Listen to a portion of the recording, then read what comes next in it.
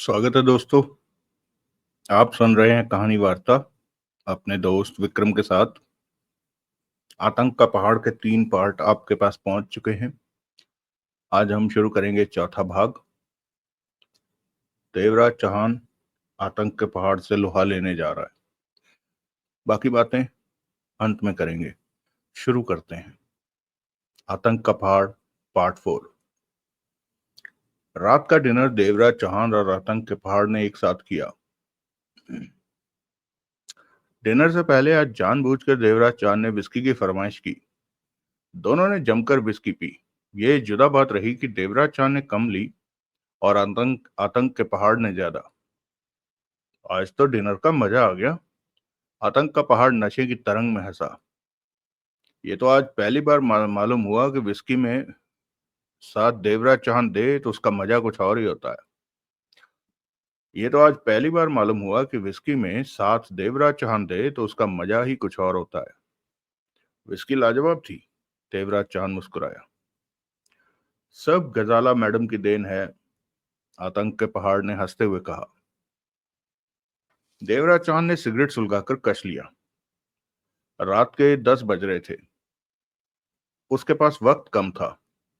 2 से 3 घंटों के भीतर खो में उसके साथियों ने हरकत में आ जाना था। इस समय देवराज चौहान मौत का अंधा खेल खेल रहा था।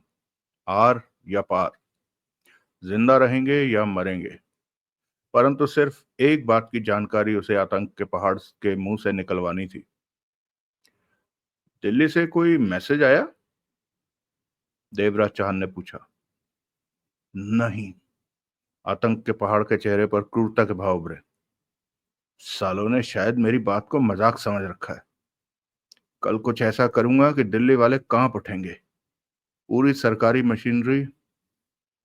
लेकिन तुमने तो उन्हें सप्ताह का वक्त दिया है। कल चौथा ही दिन होगा। क्या फर्क पड़ता है? एक आध झटका बीच में दे देना चाहिए। आतंक के पहाड़ ने जहरीले स्वर में कहा। इससे दिल्ली वालों की खोपड़ी सीधी रहेगी। ये बात तो ठीक है, देवराज चांद ने सिर हिलाकर कहा और मतलब की बात पर आता हुआ बोला। तुम तो बता रहे थे कि यहाँ सब जगह बारूद बिछा रखा है। हाँ, बहुत खतरनाक ढंग से बारूद बिछा रखा है। आतंक का पहाड़ वैशी अंदाज में हंसा। मैंने तो नहीं देखा, लेकिन मैडम गजाला ने बता रखा है मुझे कि उस बारूद के फटते ही ये पहाड़ी इतनी बड़ी ये पहाड़ी पूरी छोटे छोटे टुकड़ों में बदल जाएगी। तुम इसी में बिछे बारूद की ताकत का अंदाजा लगा सकते हो। तुम इसी से बिछे बारूद की ताकत का अंदाजा लगा सकते हो। यूं समझ लो कि जितना बारूद बिछा है उससे ऐसी 2 पहाड़ियां उड़ सकती हैं। वास्तव में? देवराज चाह ने प्रभावित होने वाले अंदाज में कहा। लेकिन बारूद को उड़ाया कैसे जा सकता है? बताया तो था। आतंक का पहाड़ मुस्कुराकर बोला। रिमोट कंट्रोल द्वारा पल भर में इसे उड़ाया जा सकता है। और वो रिमोट कंट्रोल टीवी चलाने वाले रिमोट कंट्रोल नहीं है। माचिस की डिब्बी के साइज का पतला सा है। उसके ऊपर सिर्फ एक बटन लगा है जो कि जबरदस्त तबाही ला सकता है। ये सब गजाला मैडम की इजाद है। उसके वैज्ञानिकों का आविष्कार है। ये गजाला मैडम तो बहुत ही महान है, देवराज चांद ने उकसाने वाले अंदाज में कहा। हाँ, उस जैसा ताकतवर मेरी निगाहों में दुनिया में और कोई नहीं। लेकिन वो रिमोट कंट्रोल है कहाँ? बहुत संभाल कर रखा है। ऐसी खतरनाक चीज को तो हवा भी नहीं लगाई जा सकती। अगर वो किसी के हाथ लग गया तो? देवराज चांद ने लापरवाही से कहा। नहीं लग सकता। किसी भी हाले सूरत में नहीं लग सकता। कहाँ रखा है वो? सॉरी देवराज चौहान, आतंक के पहाड़ ने मुस्कुराकर सिर हिलाया। ऐसी खतरनाक चीज के बारे में मैं किसी को नहीं बता सकता। वैसे भी ये जानने की तुम्हें क्या जरूरत है? कोई जरूरत नहीं, देवराज चौहान ने कहा, जबकि वो जानता था कि रिमोट कंट्रोल की उसे बहुत जरूरत है अगर बाजी को पूरी तरह जीतना है तो। उस रिमोट कंट्रोल का बटन सिर्फ एक ही बार काम करता है, आतंक के पहाड़ ने नशे की मस्ती में कहा। एक बार बटन दबाने पर उसमें से छोटी सी लेजर किरण निकलती है जो कि न जाने कैसे सीधा जहां बिछे बारूद से टकराएगी। फिर हर तरफ तबाही ही तबाही नजर आएगी। कुछ नहीं बचेगा। देवराज चाहन ने कश लिया। वो उस रिमोट कंट्रोल के बारे में जानना चाहता था, परंतु आतंक का पहाड़ तो जैसे उस बारे में बात ही नहीं करना चाहता था।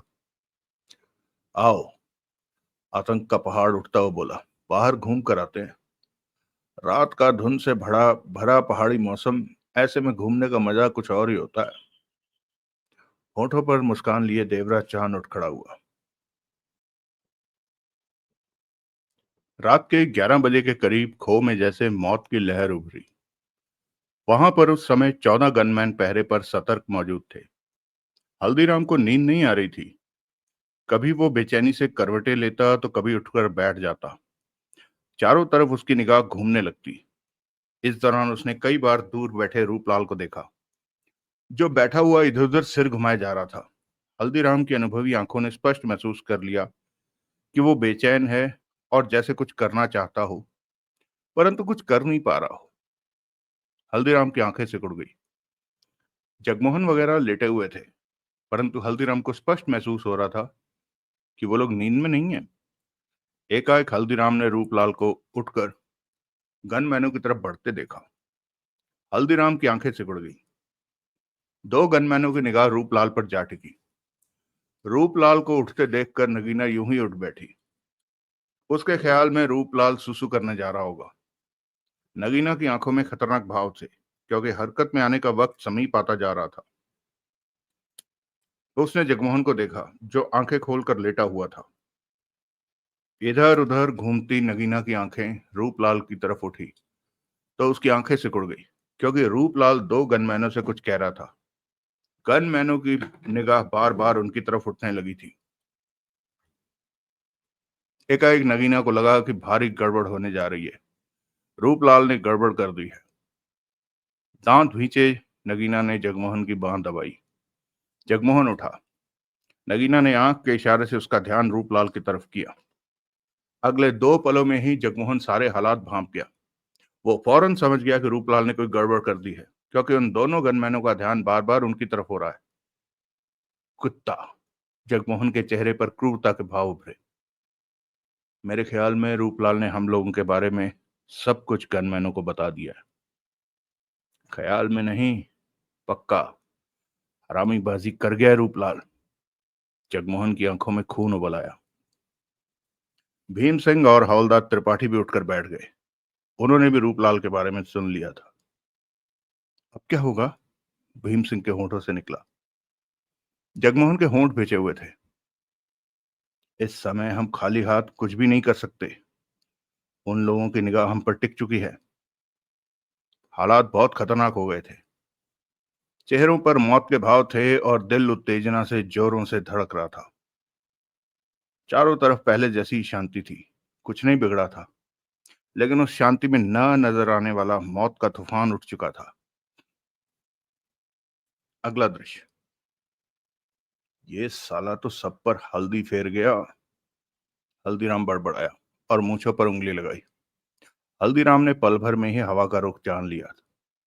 रूपलाल जिस अंदाज में उन दोनों गनमैनों से बात कर रहा था, और गनमैन जगमोहन वगैरह की तरफ देखे जा रहे थे। फिर देखते ही देखते एक गनमैन खो के बाहर की तरफ बढ़ गया। दूसरा गनमैन रूपलाल को लिए खड़ा रहा।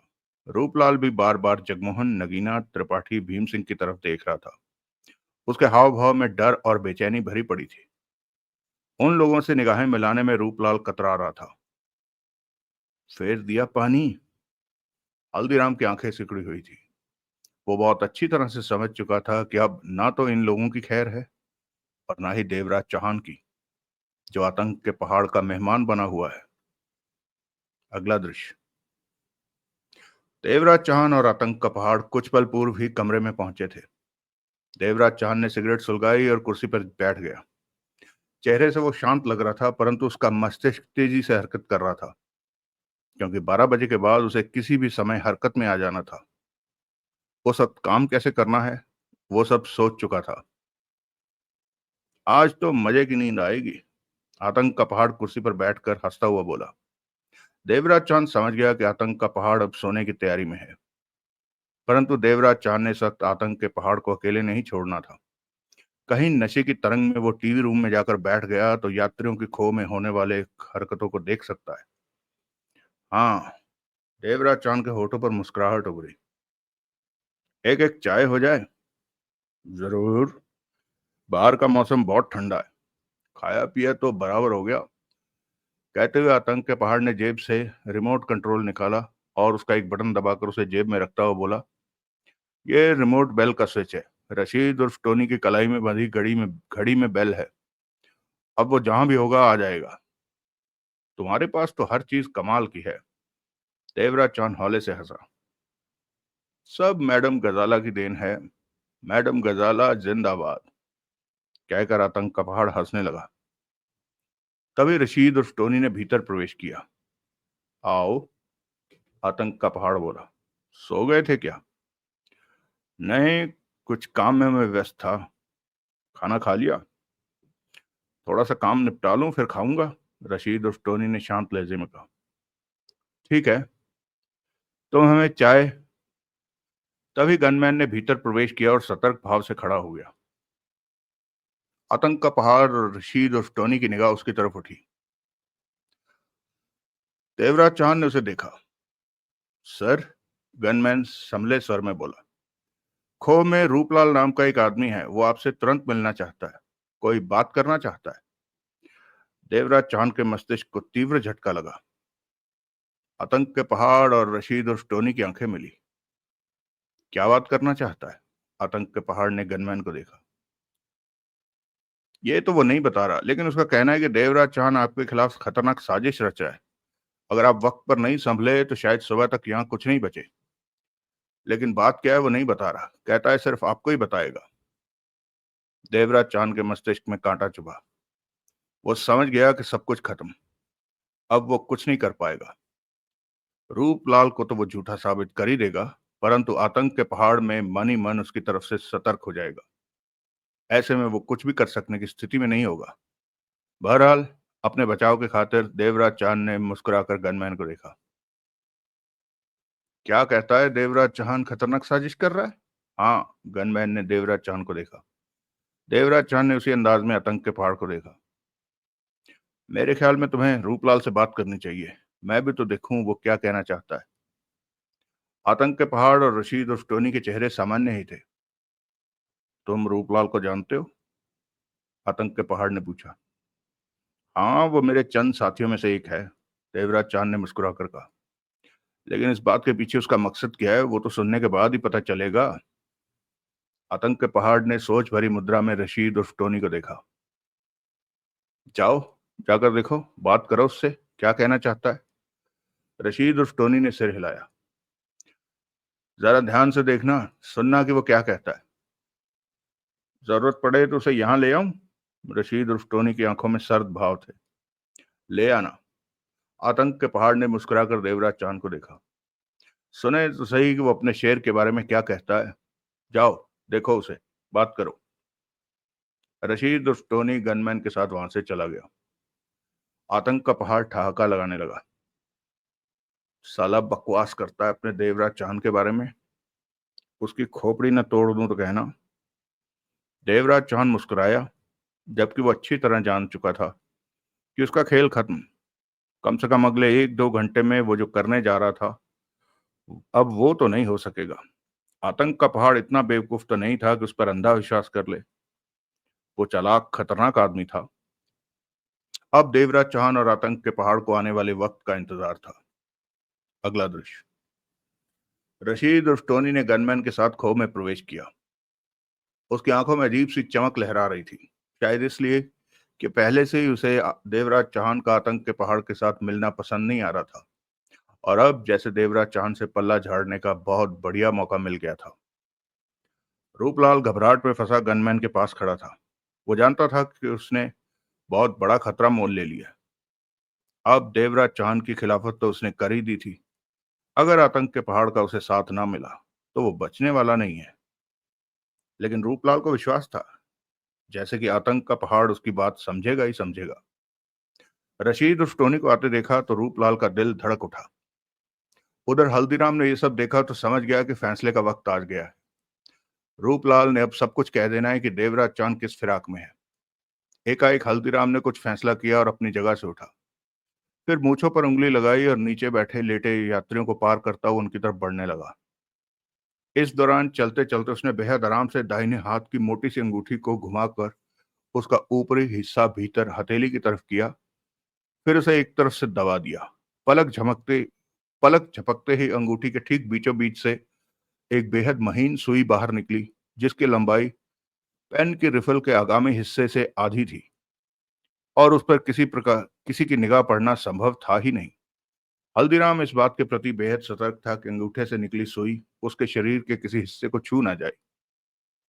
उधर जगमोहन, नगीना, भीम सिंह, हवलदार त्रिपाठी और दीपा रूपलाल को खा जाने वाली निगाहों से देखे जा रहे थे।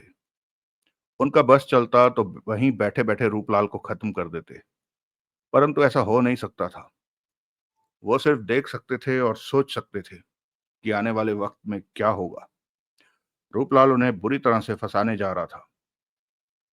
ये हरामजादा तो सब कुछ बकने जा रहा है कि हम लोग क्या करने जा रहे थे। भीम सिंह गुर्राया, मुझे पहले पता होता कि हरामजादगी करेगा तो साले को पुलिस स्टेशन में ही उड़ा देता। हवलदार त्रिपाठी ने दांत भींच कर कहा, साला दोगला, और कुछ नहीं मिला तो आतंकवादी के गले मिलने जा रहा है। नगीना ने धड़कती निगाहों से जगमोहन को देखा। तुम क्या सोच रही हो? तुम क्या सोच रहे हो? जगमोहन की खा जाने वाली निगाह रूपलाल पर ही थी। सोचने को कुछ बचा ही नहीं है, क्योंकि रूपलाल के मुंह खुलने के पश्चात हमारे पास बचने का कोई रास्ता नहीं है। हम रूपलाल को झूठा साबित कर सकते हैं कि ये लेकिन झूठा साबित कर देने के बाद भी आतंक के पहाड़ की शक भरी निगाह हम पर से नहीं हटेगी। उसके आदमी फिर बराबर हम पर नजर रखेंगे। जो हम करने जा रहे थे वो तो अब नहीं कर सकेंगे। उधर देवराज चौहान भी खतरे में फंस सकता है। जगमोहन ने दांत भींच कर कहा, अगर मेरे पास रिवॉल्वर होती तो मैंने इसे कब का उड़ा दिया होता। ऐसी बातें सोचने का कोई फायदा नहीं, नगीना ने सलगते स्वर में कहा, क्योंकि अब रूपलाल को कोई नहीं रोक सकता। वो मुंह खोलकर ही रहेगा। जगमोहन की आंखों में आतंक, खतरनाक भाव उभर आए थे। अगला दृश्य।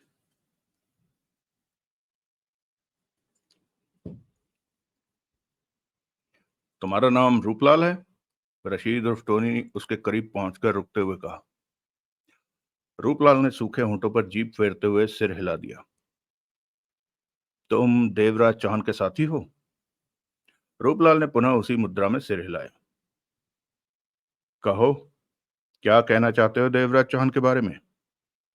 रशीद उर्फ टोनी की निगाह उस पर टिकी थी। मैं मैं आतंक के पहाड़ से बात करना चाहता हूं, रूपलाल ने घबराए स्वर में कहा। रशीद उर्फ टोनी के चेहरे पर सख्ती उमड़ी, परंतु खुद पर कंट्रोल रखा। पहले वो ये जान लेना चाहता था रूपलाल से कि वो क्या खबर देने पर आमादा है। तुम्हारे लिए तो मैं ही आतंक का पहाड़ हूं। बोलो, मुझसे बात करो। नहीं, मैं आतंक के पहाड़ से ही बात करूंगा। रूपलाल के चेहरे पर घबराहट हावी थी। क्यों? कुछ बात बतानी है और मेरे साथ कुछ बात मेरी भी है। रशीद उर्फ टोनी ने सिर हिलाया। तुम्हारी अपनी क्या बात है? रूपलाल ने अपने होंठों पर जीभ फेरी, फिर सूखे स्वर में बोला, देवराज चौहान बहुत ही खतरनाक जाल बुने बैठा है आतंक के पहाड़ के खिलाफ। वो तुम लोगों को तबाह करने जा रहा है, परंतु बदले में मैं चाहता हूं कि प्लेन के लगेज केबिन में 12 करोड़ का सोना पड़ा है, वो सोना मुझे देकर यहां से जाने दिया जाए। मेरे ख्याल में इस बात पर आतंक के पहाड़ को कोई एतराज नहीं होगा। रशीद उर्फ टोनी ने रूपलाल को देखते हुए सिर हिलाया। यानी मुंह खोलने की तुम्हारी ये शर्त है? रूपलाल के शरीर में बेचैनी की लहर उभरी। हालात दूसरे होते तो रशीद उर्फ टोनी ने रूपलाल के गले में हाथ डालकर बात निकलवा लेनी थी, परंतु इस समय वो शांति से काम ले रहा था। वो जान लेना चाहता था कि रूपलाल क्या कहना चाहता है। सख्ती से काम लेने से एक गड़बड़ हो सकती थी। अच्छी बात है, रशीद उर्फ टोनी ने सिर हिलाया। आओ, तुम जो भी हो। कहते कहते रशीद उर्फ टोनी ठिठक गया। बातों के दौरान उसका ध्यान ही नहीं रहा कि कोई उसके पास आ खड़ा हुआ है। उसने सिर घुमाकर देखा, पास में ही हल्दीराम खड़ा था। रशीद और टोनी के होंठ भिज गए। हल्दीराम ने मीठी मुस्कान के साथ सलाम भरे अंदाज में हाथ उठाया। क्या है? रशीद और टोनी के ने रशीद और टोनी ने भिजे होठों से कहा। रूपलाल ने घबराहट भरी मुद्रा में हल्दीराम को देखा। रूपलाल को इस वक्त हर किसी से डर लग रहा था। नमस्कार साहब जी। हल्दीराम ने मूंछों पर उंगली लगाई। धार मारनी थी, बहुत देर से रोके हुए था, लेकिन अब रुका नहीं जा रहा। अगर इजाजत हो तो बाहर का फेरा लगवा दीजिए। रशीद उर्फ रशीद उर्फ टोनी ने उखड़े अंदाज में गनमैन से कहा, दफा करो इसे। मेहरबानी जनाब। चलो। गनमैन ने गन की नाल उसके कंधे पर लगाई। हल्दीराम ने सिर हिलाया, फिर पलटते हुए अंगूठे वाला बायां हाथ आगे किया, जो कि रूपलाल की बांह से टकराता चला गया। इसके साथ ही हल्दीराम गनमैन की कवरेज में बाहर की तरफ बढ़ गया। साथ ही वो बार बार मूंछों पर उंगली टच करता जा रहा था। रूपलाल को हल्की सी चुभन महसूस हुई बांह पर, इतनी कि जैसे किसी ने मच्छर ने काटा हो। और मच्छर उड़ाने वाले अंदाज में उसने दूसरा हाथ बांह पर लगाया और अगले ही पल उस चुभन को भूल गया, जबकि हल्दीराम के अंगूठे से निकली सुई की नोक अपना काम कर गई थी। बाहर जाकर सुसु करने के बहाने अंगूठी का एक हिस्सा दबाकर सुई को वापस अंगूठी के भीतर कर लिया था हल्दीराम ने। चलो। रशीद उर्फ टोनी ने रूपलाल से कहा। रूपलाल ने सिर हिलाया। एकाएक उसे अपना सिर चकराता महसूस होने लगा। रशीद उर्फ टोनी रूपलाल के साथ आगे बढ़ा। रूपलाल ने सिर को 2-3 बार झटका दिया कि चकराता सिर ठीक हो सके, परंतु कोई फायदा नहीं हुआ। मात्र 4 कदम चलने के पश्चात रूपलाल को तीव्रता से चक्कर आया। उसने खुद को संभालने की चेष्टा की, परंतु संभाल नहीं सका और लड़खड़ाकर नीचे जा गिरा। रशीद उर्फ टोनी ठिठक कर फौरन पलटा। गनमैन तेजी से रूपलाल के पास पहुंचकर झुका। क्या हुआ इसे? रशीद उर्फ टोनी ने आंखें सिकोड़कर पूछा। मालूम नहीं, अचानक ही गिर गया। गनमैन उसे टटोलने लगा। रशीद उर्फ टोनी उस पर झुका। खड़े हो जाओ। क्या बात? अगले ही पल रशीद उर्फ टोनी की आंखें पुनः सिकुड़ी। रूपलाल का चेहरा अजीब सा हो गया था। आंखें जैसे उलट रही हों, होंठ एकाएक सूख गए हों, बदन ऐंठने लगा था। लगता है इसे कुछ दौरा पड़ा है, गनमैन ने कहा। रशीद उर्फ टोनी कुछ नहीं समझ सका। उसी पल रूपलाल का शरीर जोरों से तड़पा और थम गया। उसकी खुली आंखें खोह की उस छत को घूर रही थी। ये तो मर गया, गनमैन के होठों से निकला। रशीद उर्फ टोनी को इस बात का एहसास पहले से ही हो गया था। कैसे मरा ये? गनमैन हैरान परेशान सा था। रशीद उर्फ टोनी ने जवाब में क्या कहा, वो तो खुद कुछ समझ नहीं पा रहा था। देवराज चौहान के बारे में कुछ बताने जा रहा था कि एकाएक गिरकर मर गया। रूपलाल की ऐसी मौत उसे हजम नहीं हो रही थी, लेकिन ऐसा कोई नहीं था जिस पर वो शक कर सके। उसने रूपलाल की मौत के उसने रूपलाल की मौत के बारे में पूरी तसल्ली की। सॉरी। उसने रूपलाल की मौत के बारे में पूरी तसल्ली की, फिर खड़ा होता हुआ बोला, लाश को बाहर एक तरफ डाल दो। जी। गनमैन ने सीधा खड़ा होते सिर हिलाया। रशीद उर्फ टोनी पलटा और खो के बाहरी रास्ते की तरफ बढ़ गया। तभी बाहर से गनमैन के साथ हल्दीराम ने भीतर प्रवेश किया। रशीद उर्फ टोनी उस पर ध्यान न देकर बगल से गुजरता चला गया। हल्दीराम नीचे पड़े रूपलाल की लाश को देखी तो आंखें खतरनाक हल्दीराम ने नीचे पड़े रूपलाल की लाश देखी तो आंखें खतरनाक रूप से चमक उठी। फेर दी हल्दी, हल्दीराम ने। होठों ही होठों में हल्दीराम बड़बड़ा उठा। उसके बाद हल्दीराम विमान यात्रियों में से गुजरता हुआ उस जगह की तरफ बढ़ा। जो यात्री जाग रहे थे वो असमंजसता में फंसे ये सब देख सुन रहे थे। अगला दृश्य। हल्दीराम अपनी जगह पर बैठा तो फौरन पार्वती दबे स्वर में बोली, बाप, तू दूसरों के मामलों में क्यों टांग अड़ा रहा है? टांग नहीं अड़ा रहा बेटी, मजे ले रहा हूं। हल्दीराम ने मूंछ को उंगली लगाई।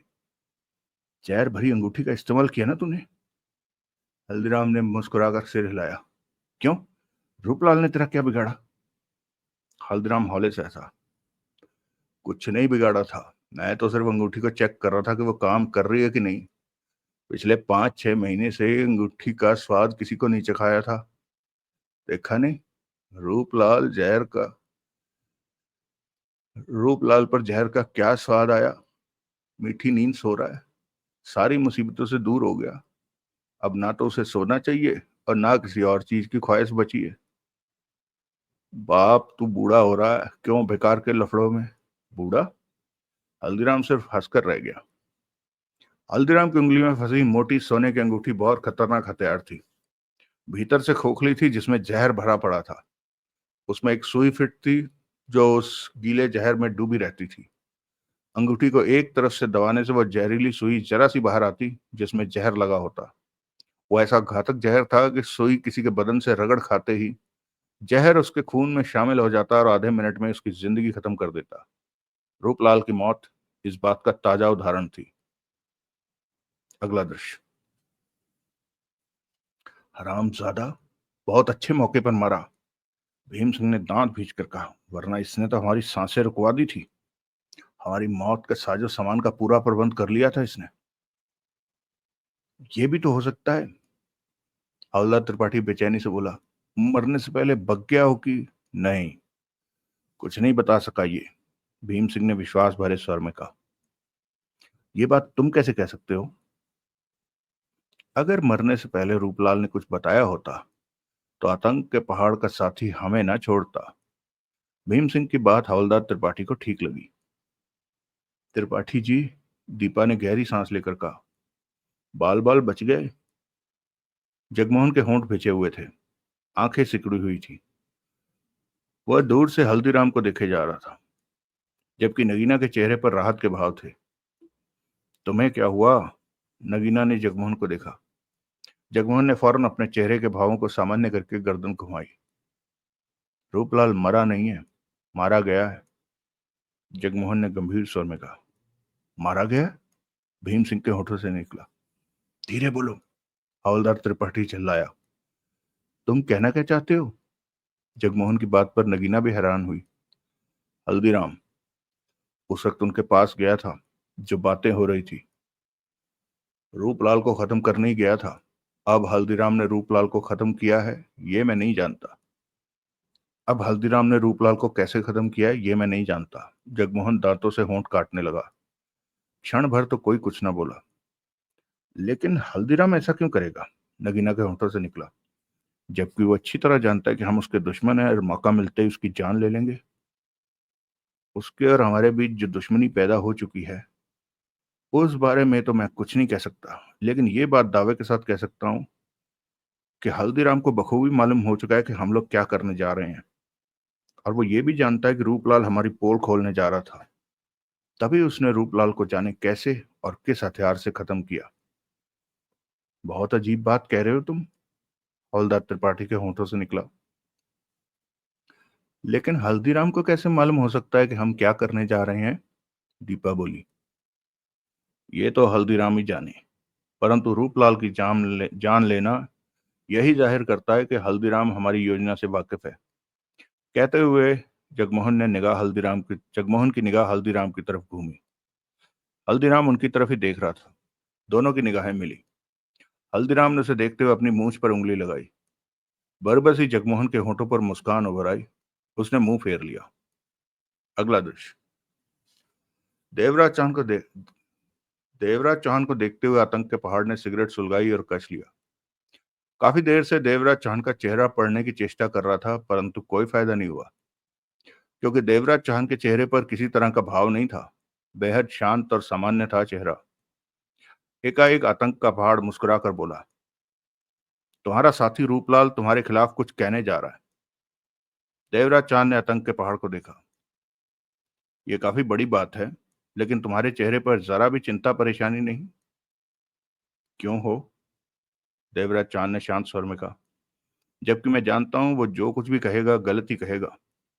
मैं तो सिर्फ ये जानना चाहता हूं कि इस हरकत के पीछे रूपलाल का असली मकसद क्या है, क्योंकि बिना मकसद के कोई ऐसी बात नहीं करता, खामखा झूठ नहीं बोलता। जवाब में आतंक का पहाड़ हंसा, फिर कह उठा, वास्तव में बहुत हिम्मती इंसान हो। देवराज चांद के कुछ कहने से पहले ही रशीद और टोनी ने भीतर प्रवेश किया। दोनों दोनों की निगाह उस पर जा टिकी। बात हुई उससे? आतंक के पहाड़ ने पूछा। कुछ बताने से पहले ही वो मर गया, रशीद और टोनी ने शांत स्वर में कहा। देवराज चांद मन ही मन चौंका। मर गया? आतंक के पहाड़ के होंठों से हैरानी भरा स्वर निकला। कैसे? मेरे ख्याल में उसे कुछ दौरा वौरा पड़ा, उसके साथ ही उसका हार्ट फेल हो गया। आतंक के पहाड़ ने देवराज चांद को देखा। वो तो कुछ बताने से पहले ही मर गया। देवराज चांद सिर्फ मुस्कुरा कर रह गया। तुमने कुछ पूछा नहीं उससे? पूछा था, लेकिन वो जो भी कहना चाहता था आपसे कहना चाहता था। मुझसे उसने सिर्फ अपनी एक शर्त बताई थी। क्या है वो शर्त? यही कि जानकारी देने के एवज में उसे यहां से जाने दिया जाए और प्लेन के लगेज केबिन में मौजूद सोना भी उसके हवाले कर दिया जाए, रशीद और टोनी ने बताया। आतंक के पहाड़ ने हौले से सिर हिलाया। यानी कि वो जो भी बात करना चाहता था उसके पीछे उसकी दिलचस्पी सोने को पाने की थी। कहने के साथ ही आतंक के पहाड़ ने बात बदली। खैर छोड़ो, तुम हमारे लिए चाय लेकर आओ। मैं टीवी रूम में बैठना चाहता हूँ, रशीद और टोनी बोला। कोई खास बात? नहीं, यूं ही। तुम्हारी मर्जी, पहले चाय ले आओ। रशीद और टोनी चला गया। देवराज चांद उसकी बात पर मन ही मन चौंका। टीवी रूम में बैठने का मतलब था कि वो खो में बैठे उसके साथियों पर निगाह रखना चाहता है। यानी कि रशीद और टोनी को पूरा शक है कि कहीं मामला गड़बड़ है।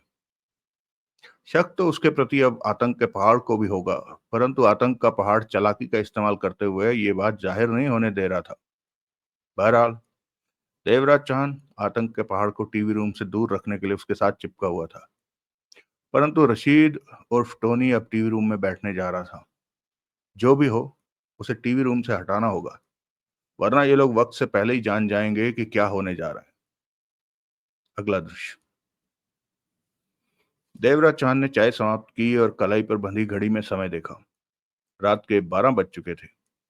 यानी कि अब 1 घंटे के भीतर ही खो में उसके साथियों ने हरकत में आ जाना था, परंतु उसके पहले ही टीवी रूम में मौजूद रशीद और टोनी को संभालना जरूरी था। देवराज चांद ने मुस्कुराकर आतंक के पहाड़ को देखा। हाँ, आतंक का पहाड़ ने सिर हिलाया। मेरा सिर भी भारी हो रहा है। देवराज चांद उठ खड़ा हुआ। सुबह नाश्ता मेरे साथ ही करना।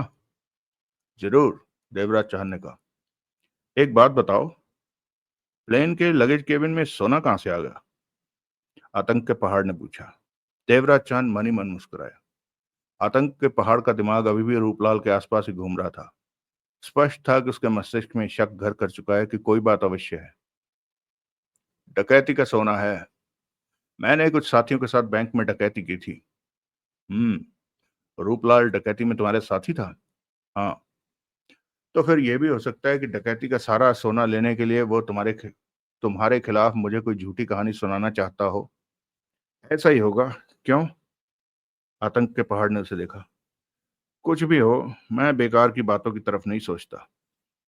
अगर तुम्हें नींद ना आए तो बेशक सोचो, मैं सोने जा रहा हूं। कहते हुए देवराज चांद पलटा। सुबह नाश्ते पर मिलना।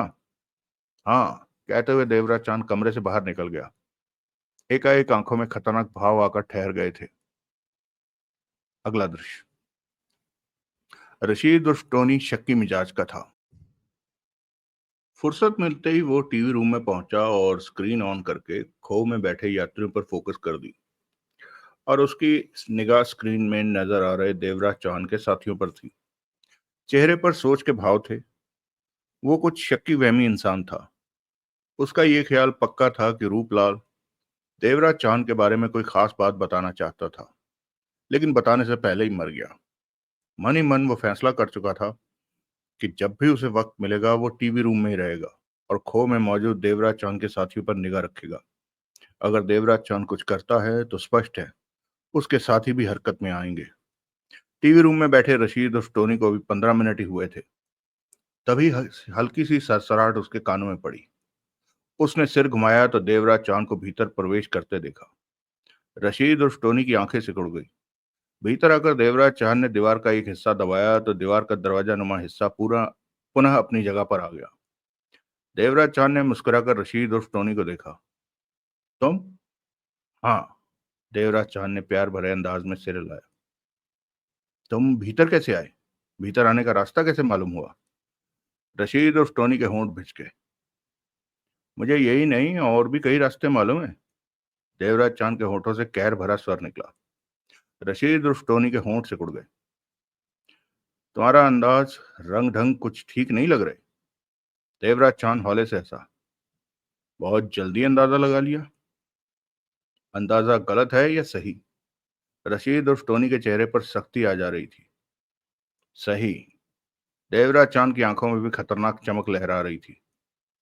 मतलब कि तुम्हारा साथी रूपलाल तुम्हारे खिलाफ जो भी कहने जा रहा था सही कहने जा रहा था? हाँ। वो मरा कैसे? मैं नहीं जानता। देवराज चांद के होंठों से मौत भरी हंसी निकली। रशीद उर्फ टोनी कुर्सी पर बैठा उसे देखता रहा। वैसे वो रूपलाल क्या कहना चाहता था? वो बताना चाहता था कि आज रात मैं अपने साथियों के साथ मिलकर तुम लोगों को तबाह करने जा रहा हूं। रशीद उर्फ टोनी के चेहरे पर खतरनाक भाव उभरे। तुम लोग यहाँ की 1 फीट जगह को भी तबाह नहीं कर सकते और मैंने यहाँ की 1 फीट जगह भी सलामत नहीं छोड़नी है। देवराज चौहान ने दरिंदगी भरे स्वर में कहा और साथ ही खतरनाक अंदाज में रशीद उर्फ टोनी पर छलांग लगा दी, क्योंकि रशीद उर्फ टोनी का हाथ उसने तेजी से जेब की तरफ बढ़ते देखा था, परंतु वक्त रहते रिवॉल्वर निकालकर इस्तेमाल न कर सका रशीद उर्फ टोनी। देवराज चौहान का शरीर रशीद उर्फ टोनी के रशीद उर्फ टोनी से देवराज चांद का शरीर रशीद उर्फ टोनी से कुर्सी से टकराया और उसे कुर्सी सहित लिए नीचे लुढ़कता चला गया। जेब से बाहर निकलता रिवॉल्वर हाथ से निकलकर दूर जा गिरा। पीठ के बल नीचे टकराते ही उसके होंठों से पीड़ा भरी चीख निकली। देवराज चौहान को अपने ऊपर से हटाना चाहा, परंतु कामयाब नहीं हो सका। यह सब मात्र क्षण भर में ही हो गया। देवराज चौहान का चेहरा सख्त हुआ पड़ा था। तुम तुम कुछ करके बच नहीं सकते। रशीद उर्फ टोनी ने दांत भींच कर कहा। तुम तभी देवराज चांद ने उसके सिर के बाल पकड़े और पूरी शक्ति के साथ सिर को पहाड़ी फर्श पर जोर से मारा।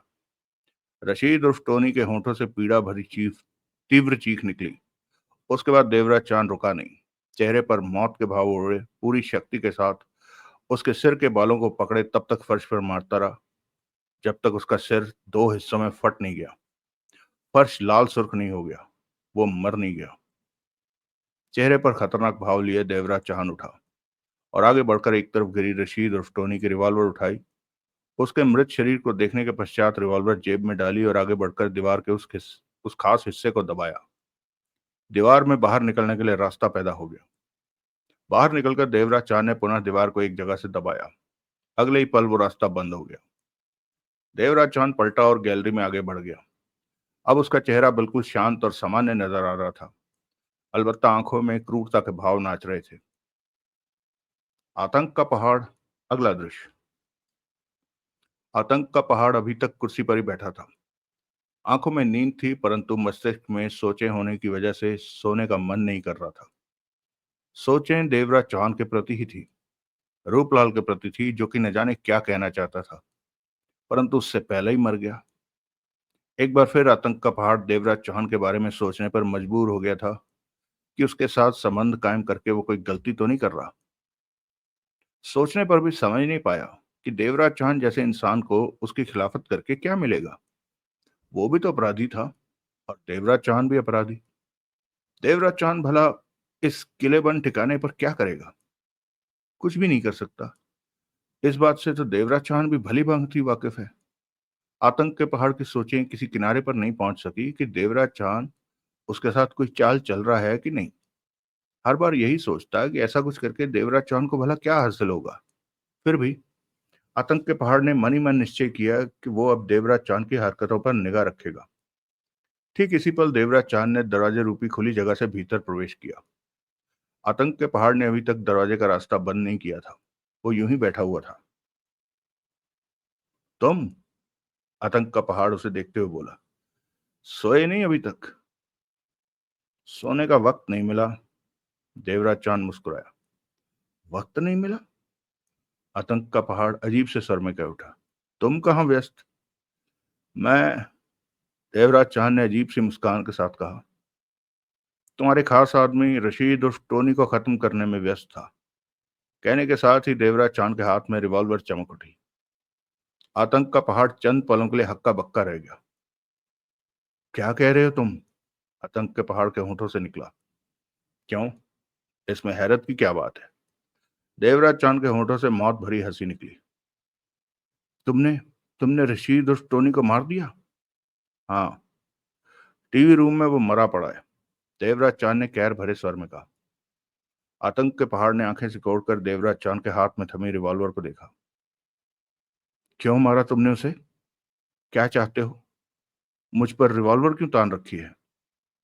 देवराज चांद आंखों में सर्द भाव लिए आगे बढ़ा और रिवॉल्वर आतंक के पहाड़ के सिर से टिका दी।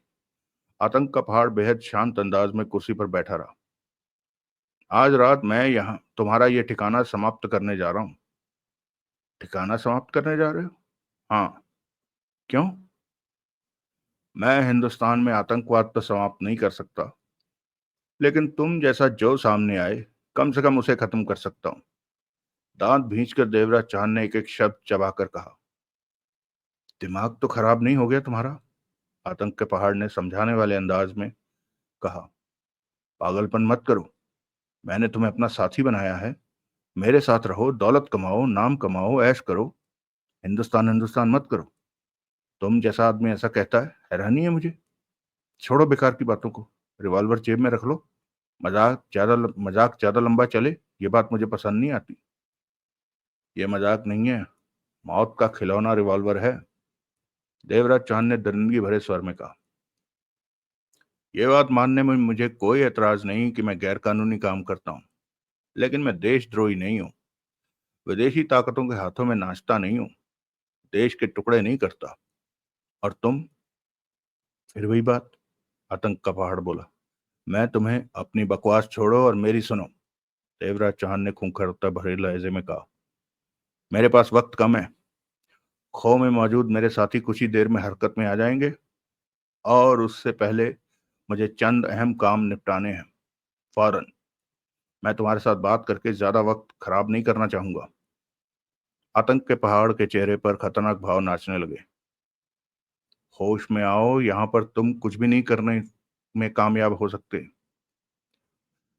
होश में आओ, यहां पर तुम कुछ भी करने में कामयाब नहीं हो सकते, एकाएक आतंक के पहाड़ ने गुर्रा कर कहा। हर कदम पर गनमैन फैले हैं। बेहतर यही होगा कि सब कुछ भूल कर खो में जाओ और अपने आदमियों को कुछ करने से रोक दो। उसके बाद हम फिर नए सिरे से बात करेंगे। मुझे लगता है तुम भटक गए हो। देवराज चांद कभी नहीं भटकता। देवराज चांद ने रिवॉल्वर की नाल आतंक के पहाड़ के सिर से ठकठकाई। जो भी करता हूँ होशो-हवास में और सोच समझ के करता हूँ। अब तुम मेरी बात सुनो। मतलब कि अपनी पागलों वाली जिद नहीं छोड़ोगे? अगर तुम इसे पागलों वाली जिद कहते हो, तो मैं भगवान से यही कहूंगा कि ऐसी जिद करने का मौका मुझे रोज रोज मिले, बार बार मिले। देवराज चांद की आंखों में खतरनाक चमक नाच रही थी। आतंक का पहाड़ के होठों से गुर्राहट निकली। तुम बहुत बुरी मौत मरोगे। देवराज चांद के होठों से गुर्राहट निकली। खड़े हो जाओ। भिजे दांतों से आतंक का पहाड़ कुर्सी छोड़कर खड़ा हो गया। दोनों हाथ सिर पर रखो और किसी तरह की चालाकी करने की कोशिश मत करना, देवराज चांद ने क्रूरता भरे स्वर में कहा। अब रिवॉल्वर उसकी कमर पर आ टिकी थी। पागल हो रहे आतंक के पहाड़ ने अपने दोनों हाथ सिर पर रखे। दूसरे हाथ से देवराज चांद उसके कपड़े टटोलने लगा। फिर उसने आतंक के पहाड़ की जेब से रिवॉल्वर बरामद की और उसे जेब में डाल लिया। अब मैं तुमसे जो पूछूं उसका जवाब जल्दी देना, देवराज चांद दरिंदगी भरे स्वर में बोला। मैं पहले ही कह चुका हूं कि मेरे पास वक्त कम है, इसलिए पूछने में मैं ज्यादा वक्त बर्बाद नहीं करूंगा। आतंक के पहाड़ के चेहरे पर विवशता भरे वहशी भाव नाच रहे थे। वो रिमोट कंट्रोल कहाँ है जो यहाँ बिछे बारूद से कनेक्टेड है? आतंक के पहाड़ ने होंठ भींच लिए। देवराज चांद ने दांत भींचे रिवॉल्वर का दबाव बढ़ा दिया। मेरे पास ज्यादा वक्त नहीं है, देवराज चांद ने मौत भरे स्वर में कहा। तुम बच नहीं सकते, अपनी फिक्र करो। मैं तुम्हें गोली मारने जा रहा हूं। देवराज चांद के चेहरे पर मौत के भाव बिछे थे। बेवकूफ हो तुम, अभी भी वक्त। देवराज चांद ने रिवॉल्वर का दबाव और बढ़ा दिया। रिमोट कंट्रोल दे रहे हो या नहीं? क्या करोगे उसका? अगर तुम्हारा इरादा ये जगह तबाह करने का है तो भारी गलती करोगे। वो सारे विमान यात्री मरेंगे, तुम, मैं, सब मरेंगे। शायद तुम भूल रहे हो कि मैंने तुम्हें स्क्रीन पर दिखाया था कि यहाँ हथियार और गोला बारूद भरा पड़ा है। वो बारूद खतरनाक हद तक फट जाएगा और उसके बाद फालतू की बातें छोड़ो। वो रिमोट कंट्रोल दे रहे हो या नहीं? तो तुम मेरी बात नहीं मानोगे। आखिरी बार पूछ रहा हूं, वो रिमोट कंट्रोल देते हो या नहीं? आतंक के पहाड़ ने चेहरे पर मौत के भाव समेटे बेबसी से खड़ा रहा। वो इस समय कुछ भी कर सकने की स्थिति में नहीं था और देवराज चांद के सर से उसे इस बात का अंदाजा बेखूबी हो रहा था कि उसका इंकार सुनते ही वो उसे गोली से तुरंत उड़ा देगा। मेरे ख्याल में तुम्हें मौत पसंद है, देवराज चांद ने खतरनाक लहजे में कहा। जिंदा तो तुम मुझे वैसे भी नहीं छोड़ोगे, आतंक का पहाड़ होंठ भींच कर बोला। रिमोट कंट्रोल लेते ही नहीं, मैं तुम्हें नहीं मारूंगा। तुम्हारी बात का क्या भरोसा? कम से कम इस बात का भरोसा है कि मैं तुम्हारी जान नहीं लूंगा। जल्दी करो, मेरे पास वक्त कम है। उसकी बात मानने के अलावा आतंक के पहाड़ के पास कोई दूसरा रास्ता नहीं था। सामने वाली दीवार में रखा है। कहाँ? मुझे वहां तक ले चलो। अगर तुमने कोई चालाकी से भरा खेल खेलने की फिराक में, ऐसी कोई बात नहीं है। मैं हालातों से समझौता कर चुका हूं। बस मैं इतना कहना चाहता हूं कि मेरी जान मत लेना, आतंक के पहाड़ ने भिजे होठों से कहा। आगे बढ़ो। देवराज चौहान रिवॉल्वर के साय में आतंक के पहाड़ को लेकर दीवार के पास पहुंचा। आतंक के पहाड़ ने उस पहाड़ी दीवार के एक खास हिस्से को दबाया। अगले ही पल दीवार में से एक छोटा सा खाना नजर आने लगा। उस खाने में माचिस की डिब्बी के आकार का रिमोट कंट्रोल पड़ा नजर आने लगा। उठा लो, यही है रिमोट कंट्रोल, आतंक के पहाड़ ने कहते हुए सूखे होठों पर जीभ फेरी। तुम उठाओ, देवराज चांद ने सावधानी के नाते भिजे होठों से कहा। आतंक के पहाड़ ने हाथ बढ़ाकर वो रिमोट कंट्रोल उठा लिया। देवराज चांद ने आतंक के पहाड़ से माचिस के आकार का रिमोट कंट्रोल लिया। उसे एक तरफ बेहद छोटा सा ऑन ऑफ का उसके एक तरफ बेहद छोटा सा ऑन ऑफ का स्विच लगा था और ठीक बीचों बीच दबाने वाला छोटा सा बटन। अगर ये असली नहीं हुआ तो फिर तुम्हारी जिंदगी की कोई गारंटी नहीं। ये असली है, आतंक के पहाड़ ने सूखे स्वर में बेचैनी से कहा। लेकिन इसका इस्तेमाल मत कर देना वरना। तभी देवराज चौहान ने रिवॉल्वर की नाल का जबरदस्त वार आतंक के पहाड़ के सिर पर किया। आतंक के पहाड़ के होठों से पीड़ा भरी कराह निकल गई। दोनों हाथों से उसने सिर को थाम लिया। देवराज चौहान फिर रुका नहीं, एक के बाद एक 3-4 वार उसके सिर पर किए। अंत में आतंक के पहाड़ के होठों से हल्की सी चीख निकली, घुटने मुड़े और नीचे गिरकर वो बेहोशी की गर्त में डूबता चला गया। देवराज चौहान रिवॉल्वर और रिमोट कंट्रोल जेब में डाले, फिर उसे बांधने के लिए कोई रस्सी वगैरह तलाश करने लगा, परंतु ऐसा वहां कुछ भी नहीं था। देवराज चौहान आतंक के पहाड़ को यूं बेहोश छोड़कर खतरा मोल नहीं लेना चाहता था। पीछे से होश आ गया तो कुछ भी कर सकता है। आखिरकार कोने में पड़ी अलमारी देवराज चौहान की निगाह कोने में पड़ी अलमारी पर जा टिकी। उसने आतंक के पहाड़ की जेब से चाबियां निकाली और अलमारी खोलकर भीतर देखा। भीतर फाइलें, 2 गने और भी सामान पड़ा था। देवराज चौहान ने सारा सामान बाहर गिराया और फिर आतंक के पहाड़ के बेहोश शरीर को उठाकर अलमारी में किसी प्रकार तोड़ मरोड़ कर ठूंसा और अलमारी का पल्ला बंद करके लॉक किया। फिर चाबी जेब में डाल दी। उसके बाद उसने 2 गनों में से एक गन उठाई। पास में गोलियों की मैगजीन और गन साइलेंसर पड़ा था। देवराज चांद ने पहले मैगजीन गन में फिट करी, फिर साइलेंसर। उसके साथ तेजी से चलता हुआ बाहर की तरफ बढ़ा। चेहरे पर दरिंदगी सिमटी हुई थी। ठीक उसी पल फायरिंग की मध्यम सी आवाजें उसके कानों में पड़ी। वो समझ गया कि खो में उसके साथी हरकत में आ गए हैं। देवराज चांद के होंठ भिज गए। अब वक्त कम था। देवराज चांद बाहर निकला और गन थामे तेजी से गैलरी में भागने लगा। अगला दृश्य। जगमोहन धीरे से नगीना के कान में फुसफुसाया। वक्त हो चुका है, अब हमें हरकत में आ जाना चाहिए। नगीना ने भीम सिंह और त्रिपाठी को आंखों ही आंखों में इशारा किया। दोनों सावधान हो गए। चेहरों पर दृढ़ता और आंखों में हल्का सा भय मौजूद था। दीपा त्रिपाठी के दिल की घबराहट जोर जोर से दीपा त्रिपाठी का दिल घबराहट से जोर जोर से बज रहा था। उन्हें तैयारी में देखकर दीपा ने सूखे होठों पर जीभ फेरी और सरक कर 1 फीट पीछे हो गई। इस वाले मामले से वो शुरू से ही बाहर थी। जगमोहन और नगीना की आंखें मिली। नगीना उठी और बेहद शांत भाव से यात्रियों के बीच में से गुजरती हुई गनमैनों की तरफ बढ़ी। वहां 14 गनमैन थे जो गने थामे मुनासिब जगहों पर खड़े पहरा दे रहे थे। हल्दीराम ने नगीना को उठकर गनमैनों की तरफ बढ़ते देखा तो उसकी आंखें सिकुड़ गई। रात के 12:30 बज रहे थे। आधे से ज्यादा यात्री पहाड़ी फर्श पर इधर उधर लड़के नींद में डूबे हुए थे। हल्दीराम ने करीब लेटी पार्वती की बांह थपथपाई। क्या है बाप, सोने दे, यहाँ तो वैसे भी नींद नहीं आती, पार्वती ने उखड़े स्वर में कहा। मेरी बात सुन, हल्दीराम गंभीर था। पार्वती ने मुंह बनाकर आंखें खोली और हल्दीराम को देखा। मेरी बात मान बापू, तू भी आराम कर ले, नहीं तो सेहत बिगड़ जाएगी। बैठ जा। हल्दीराम की बात सुनकर पार्वती की आंखें सिकुड़ी। वो फौरन उठकर बैठ गई। क्या बात है बाप? कुछ होने वाला है। यहाँ क्या होगा बाप, सब तो पहले से ही मरे पड़े। पार्वती ने गहरी सांस ली। ज्यादा मत बोल, मेरी बात सुन। मेरे ख्याल में वो लोग गनों पर हाथ डालने के लिए तैयार हैं। पार्वती सतर्क हुई, फिर उसकी निगाह फौरन घूमती चली गई। यात्रियों को पार करके नगीना सामने खड़े गनमैन के पास पहुंची। ठीक इसी पल जगमोहन उठा और दूसरे गनमैन की तरफ बढ़ा। हल्दीराम ने जगमोहन को देखा तो अपनी उंगली मूंछों पर लगाकर बड़बड़ा उठा।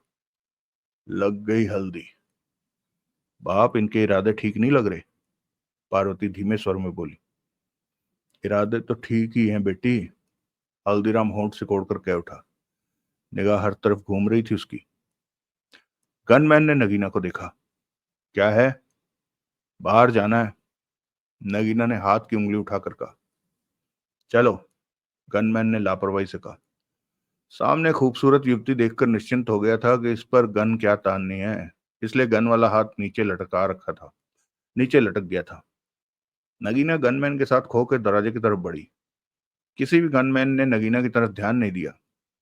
ऐसा कुछ असामान्य नहीं था कि उस पर ध्यान दिया जाता। अब तक जगमोहन दूसरे गनमैन के करीब पहुंचने जा रहा था।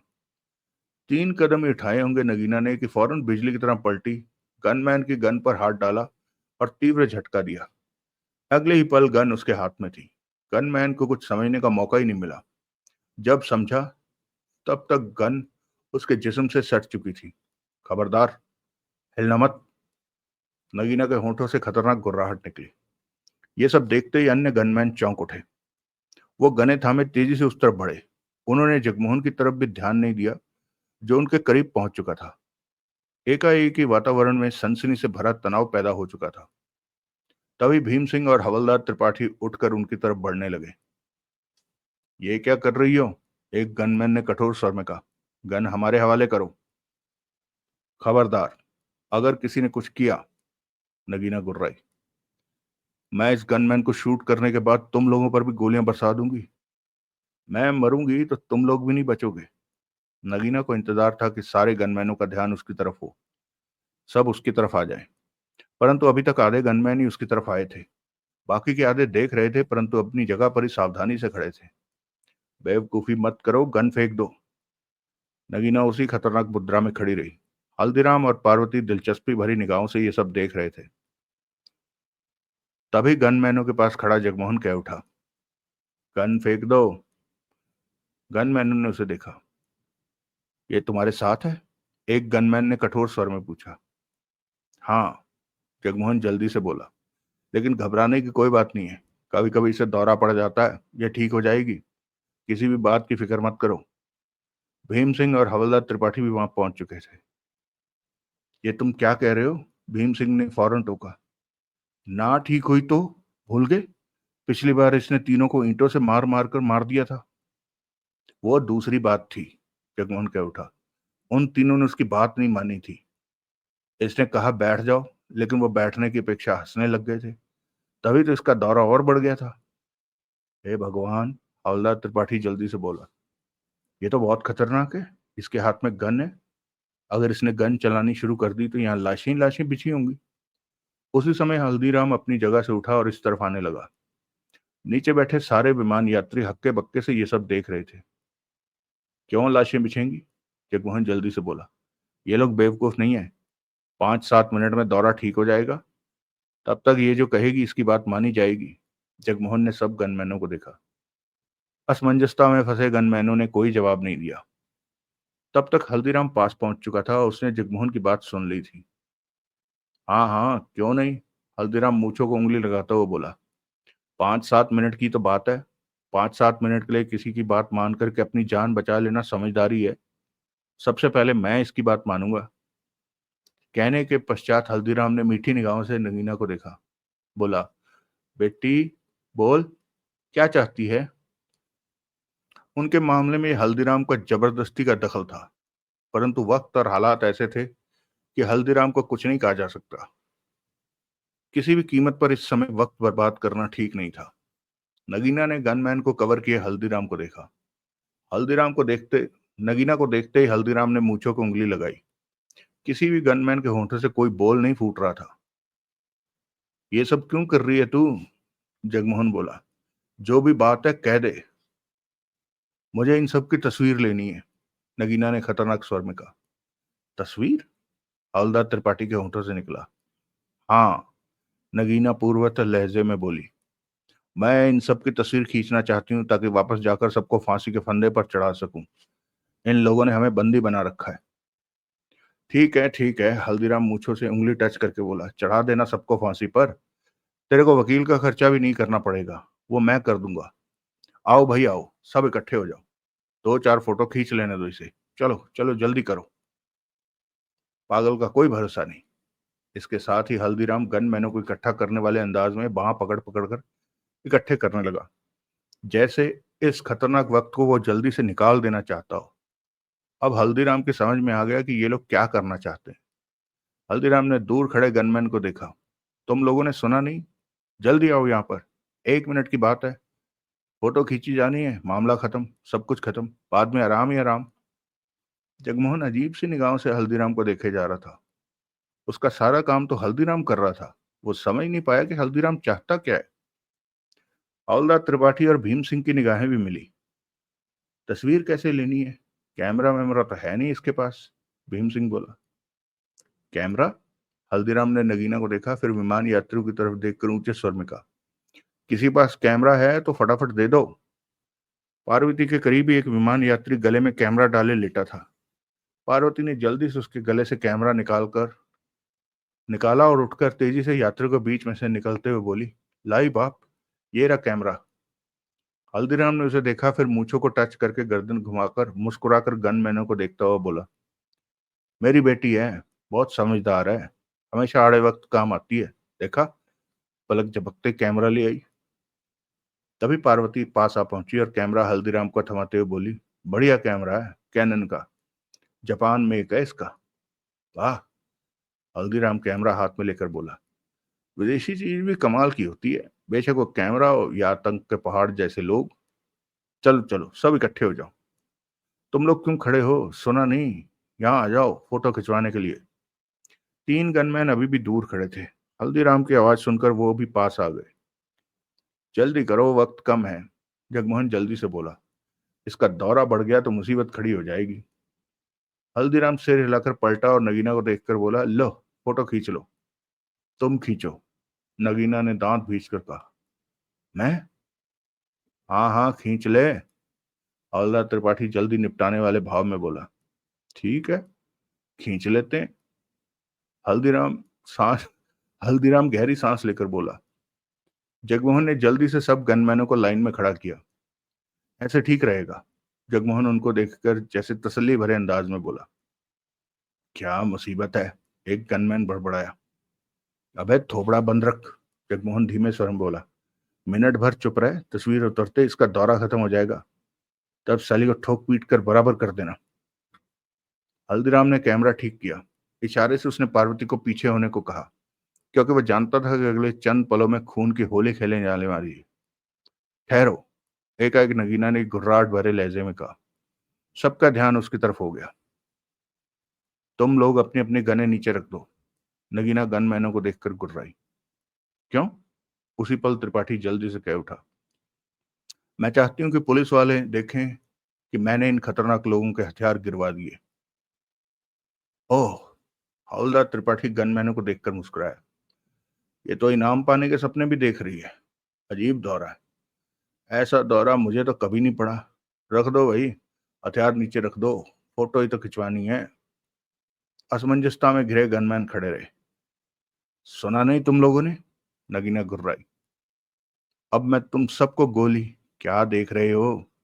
जगमोहन ने गनमैनों को देखते हुए झल्लाने वाले स्वर में कहा। बेवकूफों, क्यों मौत को दावत दे रहे हो? इसका दौरा बढ़ गया तो तुम लोगों के साथ हमें भी भून देगी।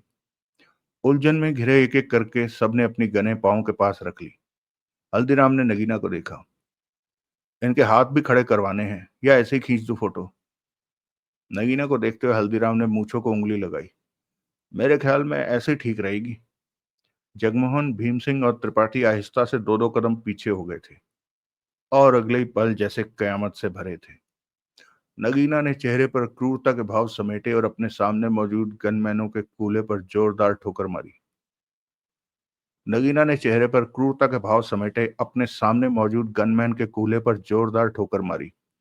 अगले ही पल वो गनमैन चीख के साथ उछला और लुढ़कता हुआ अपने साथियों के पास आ गिरा। उसी पल नगीना ने गन का मुंह खोल दिया। कानों को चीर देने वाली फायरिंग की आवाज खो में गूंज उठी, साथ ही गनमैनों की चीखें। नगीना के हाथ पकड़ी आग उगलती गन किसी रडार की भांति घूमती चली गई। ये सब देखकर खो में मौजूद कई विमान यात्रियों की भयपूर्ण चीखें गूंज उठी। मात्र 25 सेकंड में 14 गनमैन लाशों में बदल गए थे। तड़प कर उनकी लाशें ठंडी भी हो चुकी थी। उनके शरीरों से बहते खून से खो का पहाड़ी फर्श सुर्ख और सुर्ख होता जा रहा था। हरकत करती गन थम चुकी थी। ऐसा लगा जैसे 2 पल पहले तूफान उठा, बेआवाज होकर थम गया। विमान यात्री हक्के बक्के से रह गए। जो नींद में थे वो भी उठ बैठे थे। लग गई हल्दी। हल्दीराम गहरी सांस लेकर बड़बड़ा उठा। हाथ में थाम रखा कैमरा नीचे फेंक दिया। नगीना के चेहरे पर अभी भी मौत के भाव नाच रहे थे। जगमोहन पलटा और जल्दी से विमान यात्रियों से बोला, आप सब लोग मेरी बात ध्यान से सुनिए। किसी को डरने की कोई जरूरत नहीं है। हम सब सुरक्षित हैं और किसी की जान को कोई खतरा नहीं है। हम लोग यहाँ से निकलने की तैयारी कर रहे हैं। बाहर हमारा विमान खड़ा है। कुछ ही देर में हम विमान पर सवार होकर यहाँ से चले जाएंगे। इतना सुनते ही विमान यात्री खुशी से खड़े होकर उछलने लगे, चिल्लाने लगे। अभी मेरी बात पूरी नहीं हुई है, जगमोहन ऊंचे स्वर में बोला। बाहर विमान और रनवे को पेड़ों की टहनी और पत्तों से ढांप रखा है। वो सब साफ कीजिए, उसके बाद। आगे की बात किसी ने सुनी नहीं। सब खुशी से चिल्लाते हुए बाहर की तरफ दौड़ पड़े। तभी दीपा वहां पहुंची और खुशी से हवलदार त्रिपाठी से बोली, त्रिपाठी जी, आपने तो कमाल कर दिखाया। त्रिपाठी ने अपनी पत्नी को देखा, फिर शांत स्वर में बोला, मेरे लिए ये सब करना मामूली बात है। सो तो है, सो तो है। दीपा त्रिपाठी के कंधे पर हाथ मारकर बोली। जगमोहन ने आगे बढ़कर गन उठाई और जल्दी से विमान चालक दल और विमान के स्टाफ के पास पहुंचा। आप लोग विमान को उड़ाने के लिए आप लोग विमान को उड़ाने के लिए तैयार कर दीजिए। हमें जल्दी से यहाँ से निकलना है, वरना कोई दूसरी मुसीबत खड़ी हो सकती है। विमान के में जाने के लिए सीढ़ी विमान के नीचे ही पड़ी है। प्लेन को यहाँ से सावधानी से निकालना होगा। एक तो रात का समय है और दूसरा रनवे छोटा है। सबके चेहरों पर राहत और खुशी के भाव थे। आप कौन हैं? विमान पायलट ने मुस्कुराकर पूछा। क्यों? मालूम तो हो, इतना खतरनाक कदम उठाकर सबको यहाँ से निकालने वाला कौन? ना ही जानो तो अच्छा है। आप विमान को उड़ाने के लिए तैयार कीजिए। कहने के साथ ही जगमोहन पलटा और गन थामे तेजी से खो के द्वार की तरफ दौड़ा। पार्वती, हल्दीराम, भीम सिंह, हवलदार सुंदर सिंह त्रिपाठी ने गनें उठाकर हाथ में ले ली थी। दीपा ने गन को हाथ लगाने से परहेज किया था। वहां भागा दौड़ी और चीख चिल्लाहटों का माहौल व्याप्त था। विमान यात्री बाहर निकलते जा रहे थे। जैसे देर हुई तो विमान उड़ जाएगा। आओ, नगीना बोली। हमें बाहर का भी ध्यान रखना है कि आतंक का पहाड़ या उसके साथी विमान यात्रियों पर हमला न कर दें। ऐसा हुआ तो बेगुनाह मारे जाएंगे। अगले ही पल उन सबको लिए गने थामे बाहर की तरफ बढ़ गई। हल्दीराम और पार्वती उनके साथ थे। उन्होंने भी गने थाम रखी थी। बाप, तुम्हारी गंगा उल्टी कैसे बहने लगी? बड़े बड़े समंदर रास्ता बदल लेते हैं। हल्दीराम ने चलते हुए मूंछों को उंगली लगाई। फिर मैं तो सिर्फ हल्दीराम ही हूँ। वैसे भी बूढ़ा हो गया हूँ। स्टेयरिंग का कुछ पता नहीं चलता, कहाँ घूम जाता है। मैं तुम्हें अच्छी तरह समझती हूँ बाप। पार्वती ने हल्दीराम को घूरा। हवा का रुख देखकर तो लट्टू से भी ज्यादा तेजी से घूमते हो तुम। तब तो तुम्हारी स्पीड का भी पता नहीं चलता। हल्दीराम हंसा। बेटी होकर मुझे नहीं जानोगी तो और कौन जानेगा। वो तो ठीक है बाप, लेकिन वो भीम सिंह तो अब मुझे टेढ़ी आंख से भी नहीं देख रहा। चिंता मत कर, सब ठीक हो जाएगा। उसे नाराजगी है, धीरे धीरे दूर हो जाएगी। आखिर वो तेरा पति है। बाप, अब तो बाल कटवाकर जीन की पैंट पहनकर मैं और भी खूबसूरत हो गई हूँ। ऐसे में तो भीम सिंह को मेरे आसपास घूमते रहना चाहिए था। अब तो मेरे बालों से क्लिनिक शैम्पू की खुशबू भी आती है।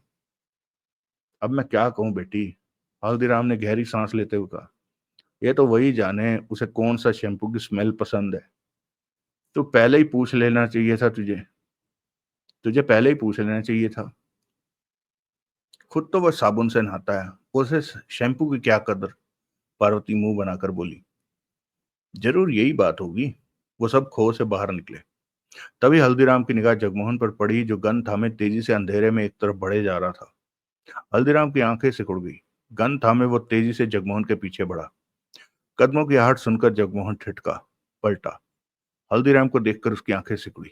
तुम? हाँ। हल्दीराम ने मूंछों को उंगली लगाई। तुम्हें अकेले जाते देखा तो सोचा किसी खास काम पर जा रहे होगे, कहीं दूसरे की जरूरत ना पड़े, इसलिए आ गया। वैसे एक बात तो है, जगमोहन कड़वे स्वर में बोला। क्या? बहुत हरामी चीज हो, ये तो मानना पड़ेगा। हल्दीराम हंसा, उंगली से मूंछ को टच किया। तुम बहुत पैनी निगाह रखते हो।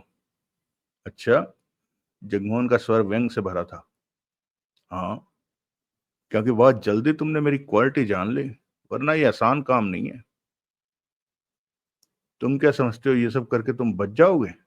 जगमोहन ने तीखे स्वर में कहा। मैं जो कर रहा हूं उसे तुम चमचागिरी समझने की भूल कर रहे हो। तो फिर क्या समझूं? कुछ मत समझो। हल्दीराम ने उंगली से मूंछों को सहलाया। मेरी तो मजे लेने की पुरानी आदत है। बहुत खूब। तुम इसे मजे लेना कहते हो? अपना अपना अंदाज है मजे लेने का। और पहले भी मजे ले रहे थे, जब नगीना से डकैती का सोना छीन छीना था। नहीं, वो मजा नहीं था। जहां माल पानी का सवाल हो वहां मैं कभी मजाक नहीं करता। और जिन मामलों में दौलत ना हो उनमें मैं सिर्फ मजाक के तौर पर हाथ डालता हूँ, जैसे कि आप। जगमोहन ने अंधेरे में हल्दीराम को घूरा। तुम्हारा फैसला देवराज चाहनी करेगा कि तुम बात की बात के लिए रहने दो। हल्दीराम ने लापरवाही से कहकर मूंछों को उंगली से सहलाया। तुमने रूपलाल के साथ क्या किया था? एकाएक जगमोहन ने पूछा। क्या किया था? तुमने उसे कैसे खत्म किया? पेड़ क्यों गिनते हो? आम खाओ, मजे लो। अब ये मत पूछना कि मुझे कैसे तुम लोगों की योजना का पता चला। जगमोहन कुछ कहने लगा कि एकाएक उसने गन सीधी की और उसका मुंह खोल दिया। फायर की तेज आवाज के साथ सारा वातावरण गूंज उठा। साथ में मध्यम से चीख उस व्यक्ति की गूंज उठी जो कुछ दूर पहाड़ी के किसी रास्ते से निकलकर खुले में आया था। उसके हाथ में गन थी। जगमोहन के चेहरे पर पुनः खतरनाक भाव नाच उठे थे। भीतर कहीं से फायरिंग की आवाज सुनाई दे रही थी। हल्दीराम, जगमोहन ने दरिंदगी से कहा, मेरे पास 1 मिनट का भी वक्त नहीं है। भीतर देवराज चौहान अकेले करीब 25-30 गनमैनों का मुकाबला कर रहा है। अकेले ये सब करना खतरनाक है। कभी भी उसे गोली लग सकती है। मैं भीतर जा रहा हूं। मैं भी चलता हूं। जगमोहन गन थामे सतर्कता से आगे बढ़ा। हल्दीराम के चेहरे पर भी खतरनाक भाव नाच रहे थे। आगे पहाड़ी के भीतर प्रवेश करने का छोटा सा रास्ता देखकर जगमोहन ठिठका। पलटकर उसने हल्दीराम को देखा। हल्दीराम ने होंठ भींचकर गन वाला हाथ उठाकर हिलाया। तुम यहीं रहो, कहीं भी पोजीशन ले लो। जगमोहन दांत पीस कर बोला। हो सकता है आतंक के पहाड़ का कोई साथी बचकर इस पहाड़ी से बाहर निकले तो उसे फौरन भून देना। कहीं ऐसा ना हो कि विमान यात्रियों के पास पहुंचकर गन का मुंह खोल दे वो। हल्दीराम ने क्षण भर सोचा, फिर सहमति भरी मुद्रा में सिर हिलाया। जगमोहन आगे बढ़ा। उस रास्ते के मुहाने पर सिर आगे करके भीतर झांका। सीधा जा रहा रास्ता खाली था। भीतर मध्यम प्रकाश हो रहा था और फायरिंग की आवाजें आ रही थी। गन को ठीक तरह संभाला जगमोहन ने और सावधानी से भीतर प्रवेश कर गया। चलिए दोस्तों, चौथा भाग यहीं रोकते हैं। काफी एक्शन हो गया इसमें। Again, creative liberty. तो कुछ भी इधर-उधर सोचने की बात नहीं है। बस मज़े से देवराज चौहान और जगमोहन ने अपनी योजना पर काम कर दिया। आतंक के पहाड़ और उसके सारी टीम को बेवकूफ़ बना दिया।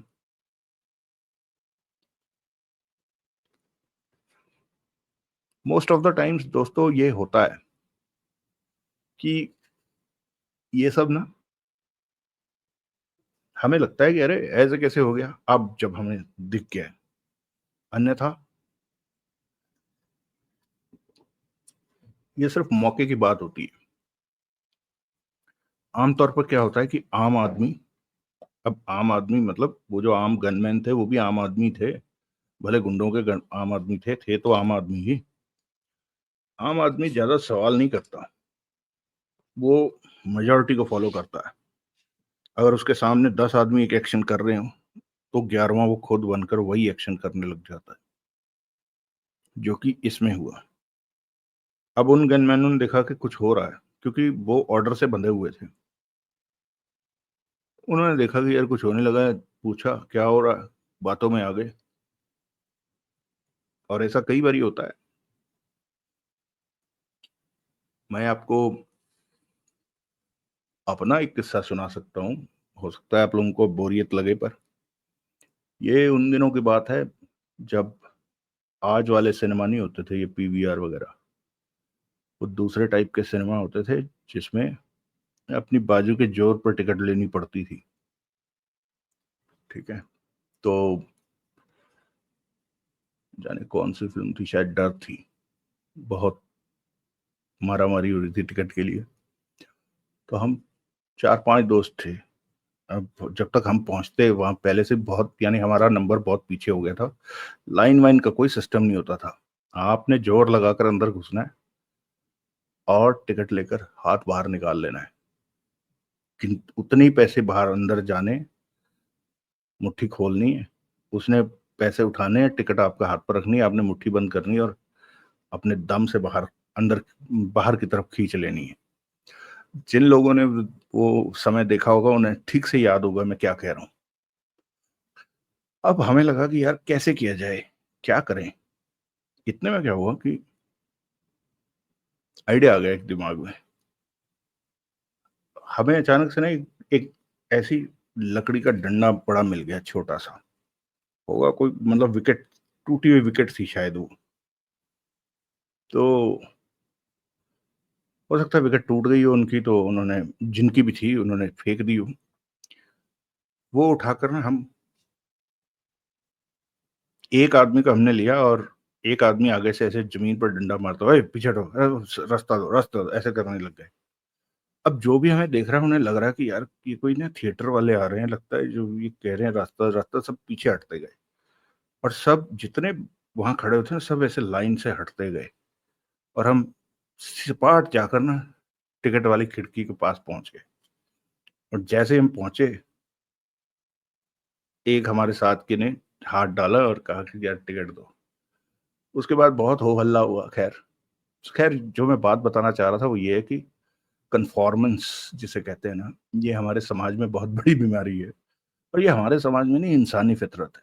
10 आदमी एक जैसा काम कर रहे हो, 11वां अपने आप वही करने लगता है। बहुत रेयर चांसेस होते हैं कि वो रिवोल्ट करे। खैर, जो रिवोल्ट करते हैं वही एंटागनिस्ट या प्रोटैगनिस्ट बनते हैं कहानी में। चलिए, ये रहा आतंक का पहाड़ का चौथा हिस्सा। आप में से बहुत से दोस्तों ने कहा कि जल्दी से जल्दी लाइए। दोस्तों, इससे जल्दी यार मुश्किल हो जाएगी भाई, दया करो भाई पर। देखो, मैं पहले 24 घंटे में एक डाल रहा था, मैंने 12 घंटे कर दिया आप लोगों का प्यार देखकर। अब और क्या, बच्चे की जान लो यार। ठीक है, तो चलिए अपना साथ इसी तरह देते रहिए। मेरी कोशिश होगी कि मैं एक बारी में जरा स्पीड पकड़ लूं किसी एक वीकेंड पे, उसके बाद आपको शिकायत का मौका नहीं दूंगा। और हाँ, मैंने 500 सब्सक्राइबर होने की खुशी में एक कहानी ढूंढ ली है दोस्तों। और उस कहानी के साथ एक इनाम भी होगा, लेकिन वो तब आएगी जब हमारे 500 सब्सक्राइबर हो जाएंगे। तो आप लोगों से रिक्वेस्ट है कि जल्दी से जल्दी 500 सब्सक्राइबर करवा दीजिए। मिलते हैं फिर अगले भाग में। तब तक के लिए सुनते रहें कहानी वार्ता अपने दोस्त विक्रम के साथ। सुखी रहें, स्वस्थ रहें, खुश रहें। जय हिंद, वंदे मातरम।